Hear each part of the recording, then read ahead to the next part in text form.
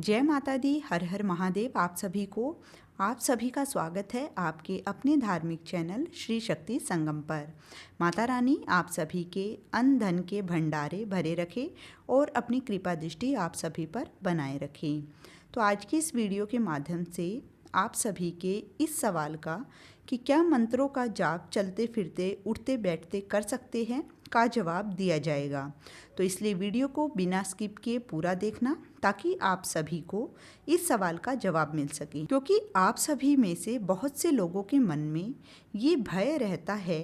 कि यदि आपने मंत्र चलते फिरते किए तो कहीं आपके इष्ट, चाहे वो माता रानी हो या अन्य कोई भी देवी देवता हो, आपसे रुष्ट ना हो जाए। कहीं आपके चलते फिरते मंत्र करने से माता रानी नाराज ना हो जाए, भगवान नाराज ना हो जाए, आपके जीवन में कुछ भी अमंगल ना हो जाए। इसी भय से आपके मन में मंत्रों के जाप को लेकर दुविधा उत्पन्न हो जाती है। तो आप सभी को सबसे पहले ये बता दें कि आप सभी अपने मन के इस भय को दूर रखें, क्योंकि कोई भी देवी देवता अपने बच्चों पर, अपने साधकों पर, अपने भक्तों पर कभी नाराज नहीं होते। यदि आपको लगता है कि आपके इष्ट कभी भी आपसे नाराज हो रहे हैं, आपके साथ कुछ अमंगल हो रहा है,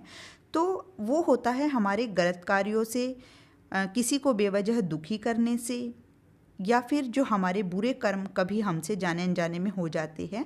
उनसे होता है, और उनका हमें अपने जीवन में भुगतान करना ही पड़ता है। और संसार के सभी लोग ये समझते हैं कि जब हमारे साथ ऐसी घटनाएं घटती है तो सभी लोग ये समझते हैं कि हमारे इष्ट, हमारे भगवान जो है हमसे नाराज हो गए हैं, इसलिए हमें जो है कुछ भी बुरा भुगतान करना पड़ रहा है। इसलिए हमेशा इस बात का ध्यान रखें कि हमें अपने कर्म सदा अच्छे रखने चाहिए, क्योंकि ये कहावत तो सभी जानते हैं कि जैसी करनी वैसी भरनी। इसलिए सबसे पहले तो ये ध्यान दें कि यदि आपके साथ कुछ भी अनिष्ट हो रहा है तो वो कहीं ना कहीं आपके कर्मों का ही फल होता है, ना कि भगवान के या माता रानी के नाराज होने से आपको साथ कुछ अमंगल घटित होता है।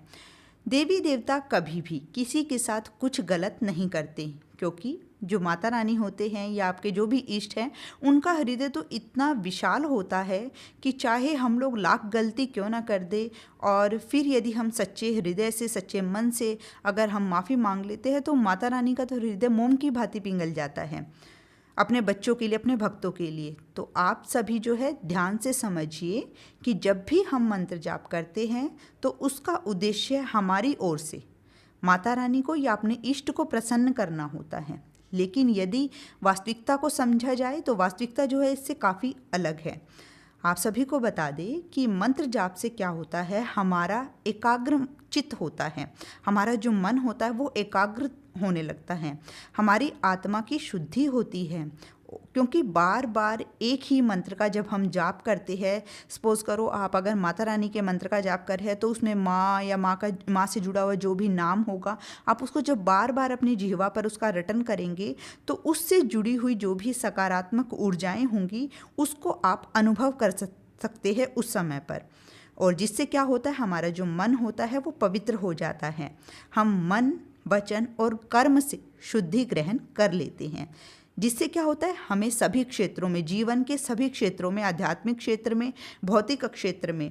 क्या होता है, सफलता मिलने लगती है। और हम क्या महसूस करते हैं कि ऐसा मंत्र जाप करने से हुआ है और माता रानी या हमारे इष्ट है वो हम पर प्रसन्न हुए हैं, इस वजह से हमारे साथ जो है ऐसा हो रहा है कि हमें हर क्षेत्र में सफलता हासिल हो रही है। ये हमारी ऐसी भावना होती है, क्योंकि जो मंत्र होते हैं वो क्या होते हैं, एक रबड़ की भांति होते हैं। जैसी रबड़ होती है, कुछ भी हम गलत लिख देते हैं उसको मिटा देती है, ठीक वैसे ही जो मंत्र होते हैं वो हमें भीतर तक, अंदर तक जो है स्वच्छ करते हैं रबड़ की तरह। हमारी सभी जितनी भी नकारात्मक विचार होते हैं, नकारात्मक गंदगी होती है हमारे शरीर के अंदर, मतलब हमारे विचारों की जो गंदगी होती है उसको दूर करते हैं जो मंत्र होते हैं। इसलिए इसको मैंने उदाहरण के लिए रबड़ की भांति आपको समझाया है कि जैसे रबड़ जो होती है कुछ गलत लिखे हुए को मिटा देती है, ऐसे ही जो मंत्र होते हैं वो रबड़ की भांति होते हैं, जो हमारे नकारात्मक जो विचार होते हैं उनको साफ करते हैं, जो हमारे मन दिमाग पर जो नकारात्मक विचारों की धूल जमी रहती है उसको दूर करती हैं।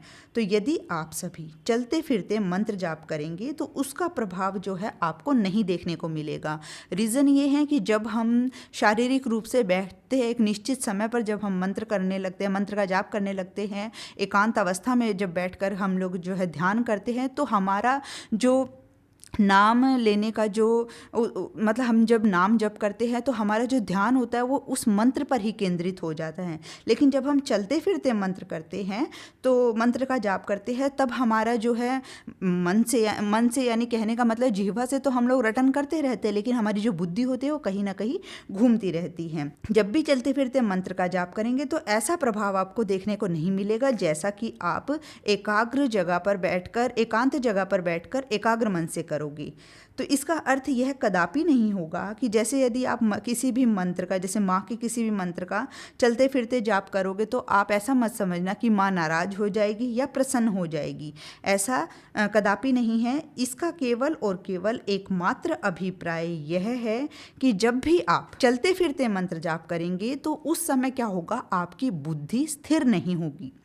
आपका मन स्थिर नहीं होगा, और जब तक बुद्धि में तरह तरह के विचार आते रहेंगे तब तक आत्मा की शुद्धि नहीं हो पाएगी और सकारात्मक ऊर्जाओं का आप अनुभव नहीं कर पाएंगे। तो इसीलिए क्या हमारे शास्त्र जो हैं उनमें एक निश्चित समय पर एकांत अवस्था में एकाग्रचित होकर ही मंत्र जाप करने को यथोचित बताया गया है, क्योंकि जब तक शारीरिक रूप से आप एकाग्रचित नहीं होंगे तब तक आप सकारात्मक ऊर्जाओं को महसूस नहीं कर पाओगे, उनका अनुभव नहीं कर पाएंगे। तो यदि आप शारीरिक रूप से बैठने में असक्षम हो, जैसे यदि कोई बीमार होते हैं वो नहीं बैठ पाते लंबे समय तक, या उनको बैठने में कोई दिक्कत होती है, या महिलाओं के जो कुछ मुश्किल दिन होते हैं जिनमें वो धार्मिक पूजा पाठ के कार्य जो है कर नहीं सकती, यानी कि किसी भी शास्त्र को हाथ नहीं लगाया जाता उन दिनों में, तो आप उस समय पर मानसिक जाप कर सकते हैं, उसमें कोई बुराई नहीं है। कहने का तात्पर्य यह है कि मानसिक जाप करने में कोई बुराई नहीं है, लेकिन वो उतना प्रभावशाली नहीं होता जितना कि शारीरिक जाप होता है।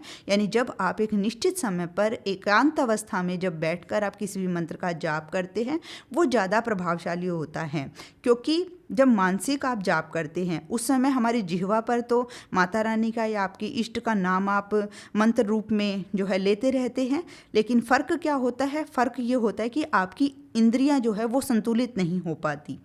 जो आप एकांत अवस्था में बैठकर अपने मूलाधार चक्र को आप सक्रिय कर सकते हो, उससे आपकी इंद्रियां जो है आपके वश में हो जाएंगी, वो जो है आप फील नहीं कर पाएंगे मानसिक जाप के माध्यम से। तो उम्मीद करूँगी आप जो है समझ गए होंगे कि क्या फ़र्क है जो है चलते फिरते मंत्र का जाप करने में और एक जगह पर स्थिर होकर के, यानी कि एकांत अवस्था में एकाग्रचित होकर मंत्र जाप करने के दोनों में मतलब क्या फ़र्क है। मैंने इस वीडियो के माध्यम से कोशिश की है आपको बताने की। तो आज की इस वीडियो में दी गई जानकारी आपको कैसी लगी है कमेंट बॉक्स में मुझे मैसेज करके ज़रूर बताना, और यदि आपको पसंद आई हो तो लाइक ज़रूर करना, क्योंकि यही एकमात्र साधन है जिससे मुझे पता लगता है कि आपको मेरी वीडियो अच्छी लगी, और इससे मुझे और अधिक जो है मोटिवेशन मिलता है, मैं ज़्यादा से ज़्यादा धार्मिक जानकारी जो है आप लोगों के लिए प्रोवाइड कर सकूँ। तो मिलते हैं नेक्स्ट वीडियो में, तब तक आप सभी अपना ख्याल रखिए। माता रानी आप सभी को हमेशा खुश रखे, स्वस्थ रखे। जय माता दी।